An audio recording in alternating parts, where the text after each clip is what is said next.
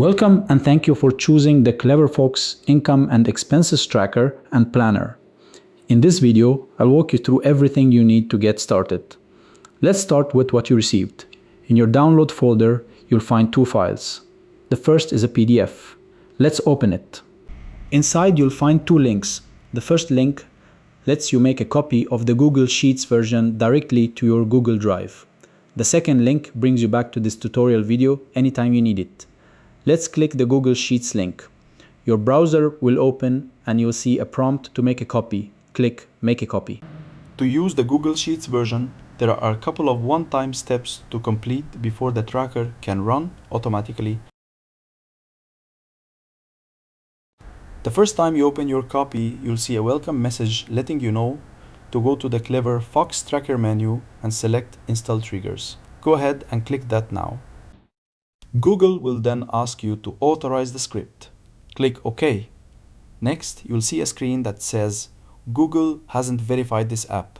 This is completely normal for personal templates like this one. Click Advanced, then click Go to CleverFox Tracker, Unsave. On the next screen, click Select All, then click Continue. Your sheet will open and you're ready to go. From this point on, it will refresh automatically whenever you make changes, so you won't need to repeat the setup process. We'll return to Google Sheets later in the video to review a few additional features. Now the second file is the Excel version of the sheet. Let's open it. When you open the Excel file for the first time, you may see a security warning at the top of the screen asking you to enable content. Click Enable Content to activate the macros that power the automatic features of this tracker. You will see that sheet has 5 tabs. The first is the guide sheet. It includes the key terms and definitions used throughout the tracker, along with user instructions for each sheet. It's a good reference to come back to whenever you need a reminder. Now let's go to the setup sheet. This is where you configure the tracker before entering anything else. Let's start with the budget types table. This is where you define your custom income and expense types based on your use case. Whether you are managing personal finances, a family budget, freelance income, a small business, or any combination that fits your life, the entire tracker adapts to whatever you define here. When you enter a payment, you select its type from the drop-down that contains the corresponding types you entered in the budget types table. Now let's look at the source tables. The income source table is where you enter all your income payments. Each row is one payment source. You define the name, the type, the frequency, the amount, the start date, and optionally an end date. The expense source table works exactly the same way for your expenses. There are a few things I want to walk you through before you start filling in the tables. The first is the expansion limit date. This is the date up to which the tracker will automatically expand your recurring payments. For example, if you have a monthly subscription with no end date, the tracker will generate occurrences for it all the way up to the expansion limit date. But if a payment has a specific end date, the tracker will use that instead and ignore the expansion limit date for that payment. This is an important setting. Make sure it reflects how far ahead you want to plan and revisit it periodically as time goes on. The second is the available frequencies. When you enter a payment, you can set it to repeat on any of the following schedules: monthly, weekly, bi-weekly, quarterly, semi-annual, or annual. And if you have a casual one-time payment that doesn't repeat, simply set it to one time. One-time payments are not affected by the expansion limit date and do not have an end date. They appear exactly once on the date you specify. Before we move on, there are a couple of recommendations to help you get the most accurate picture from day one. In the budget types table, add a dedicated income type for your initial balance. For example, opening balance, and a dedicated expense type for your initial debt. For example, opening debt. Then, in the income source table, add a one-time entry on the date you start using the tracker for the total amount of money you currently have. In the expense source table, do the same for the total amount you currently owe. Set both as one-time payments using the dedicated types you just created. This gives the tracker an accurate starting point so your dashboard and calendar reflect your true financial picture from the beginning. One more note on dates. Enter all dates in month, day, year format. In the Google Sheets version, a date picker is available to make this easier. One thing worth highlighting here, if your circumstances change, for example, if you receive a salary increment, you don't edit the existing row. Instead, set an end date on the current salary entry to close it out. Then add a new row with the new salary amount, a new name, and a new start date. This keeps your payment history clean and your records accurate. The same approach applies to any payment that changes over time.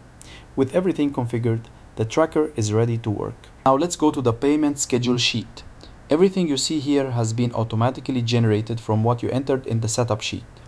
Every recurring payment has been expanded into individual occurrences, one row per occurrence, all the way to the expansion limit date or the end date you specified, and they sorted from the earliest to most recent payment according to the payment dates. Notice that one-time payments appear exactly once on the date you specified, while recurring payments appear as many times as their frequency and date range allow. There are 4 columns here that you will interact with on a regular basis. The first is the payment status. It has a small drop-down menu with paid or unpaid. It tells the sheet when a payment has already been made. By default, every payment is considered unpaid, so you can leave it empty as it is or set it to unpaid. When a payment has been made, mark it as paid, and the tracker will reflect that across the calendar and the dashboard. The second is the amount override. Your source tables have a fixed amount per payment, but reality isn't always that consistent. If your electricity bill comes in higher or lower than usual, enter the actual amount here for that specific occurrence. This doesn't affect any other row or anything in your setup. It's local to that one occurrence, and if you ever delete an override amount, the payment will revert to the original amount from your setup table. The third is the date override. If a payment lands on a different date than expected, you can adjust it here without touching your setup. The payment schedule will automatically resort based on the new date you enter. And just like the amount override, if you delete a date override, the payment will revert to its original date from your setup table. The fourth is comments. Use this for any notes you want to keep against a specific occurrence, a reference number, a reminder, or anything relevant for your records. Now let's go to the calendar sheet. This gives you a monthly view of all your payments laid out on a grid, so you can see your entire month at a glance. There are 3 inputs at the top. The first is the year, the second is the month, and the third is the day your week starts on. If your week starts on Monday rather than Sunday, set it here and the entire grid will adjust accordingly. Every payment from your payment schedule appears on its corresponding day, color-coded to distinguish income from expenses.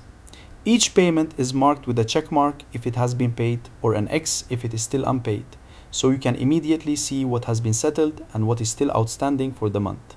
One thing to keep in mind, each day on the grid displays up to 10 payments.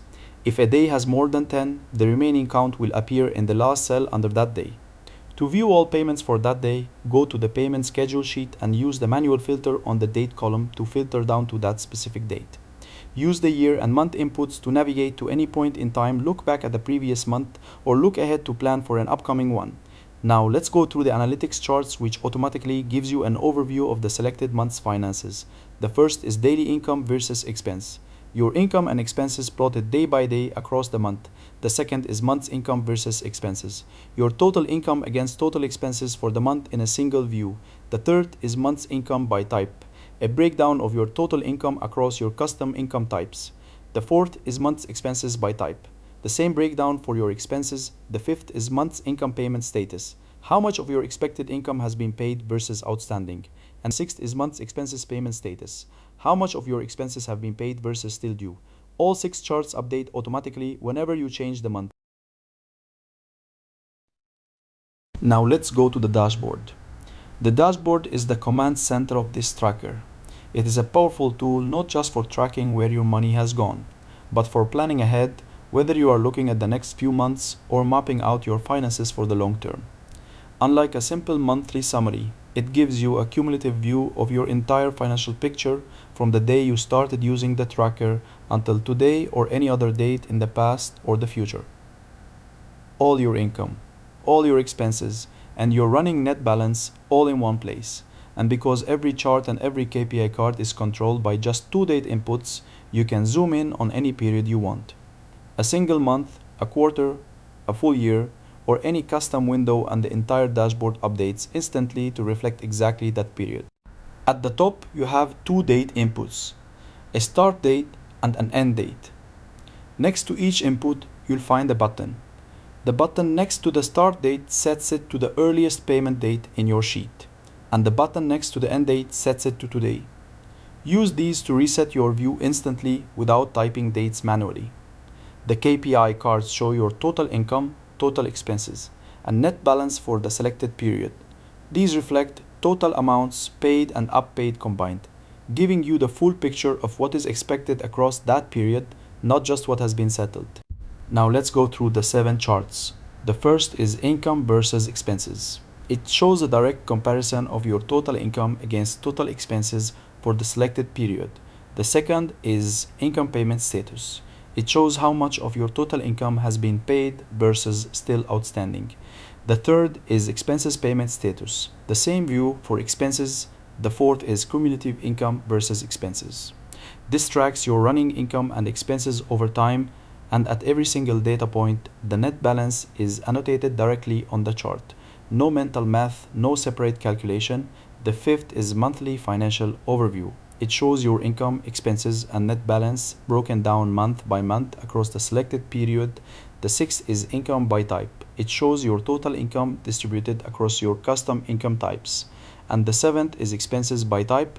It shows your total expenses broken down by your custom expense types. Change the date range at any time and every KPI card, and every chart will update simultaneously. In this example, we'll select the second half of 2025 from July 1st through December 31st. Now let's take a closer look at the updated KPI cards and charts. The income KPI shows the total amount that was received or is expected to be received between the selected start and end dates. Similarly, the expenses KPI displays the total amount that was paid or is expected to be paid during the same period. The net balance represents the difference between total income and total expenses.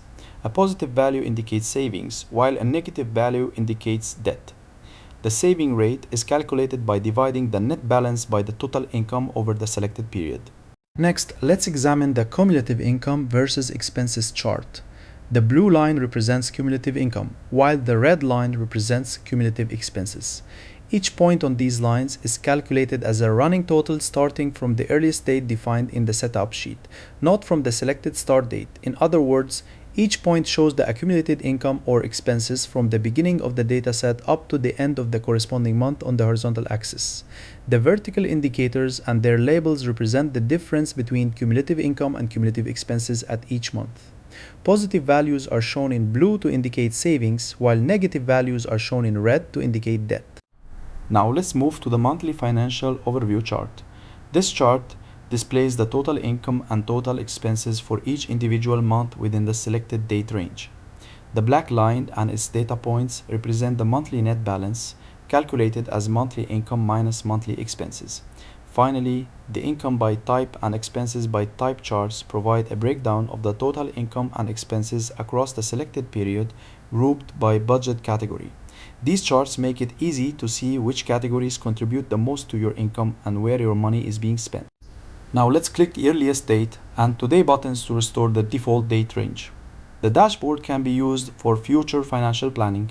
Simply enter future end date to project your financial position based on your scheduled income and expenses. For example, let's set the end date to 1 year from today.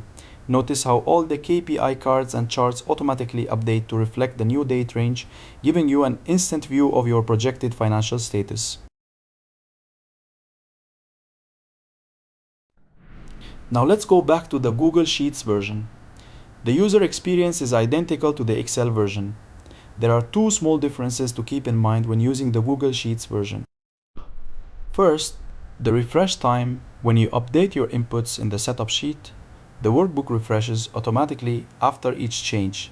Since the calculations are processed in the cloud, the payment schedule sheet may take 2 to 5 seconds to reflect your updates. There's no need to pause after editing every cell. Simply finish entering your data in the setup sheet. Wait a few seconds and the workbook will update automatically. Second, a minor visual difference in the cumulative income versus expenses chart. Both the Excel and Google Sheets versions display exactly the same data. However, due to a limitation in Google Sheets, the vertical lines that highlight the net difference between cumulative income and expenses are not displayed. The net difference values themselves are still shown. Only the vertical connecting lines are omitted. That's a complete walkthrough of the income and expenses tracker and planner. You now have everything you need to get started. If you have any questions, leave them in the comments and I'll do my best to help. And you haven't grabbed the template yet, the link is in the description below. I hope it serves you well and thank you for watching.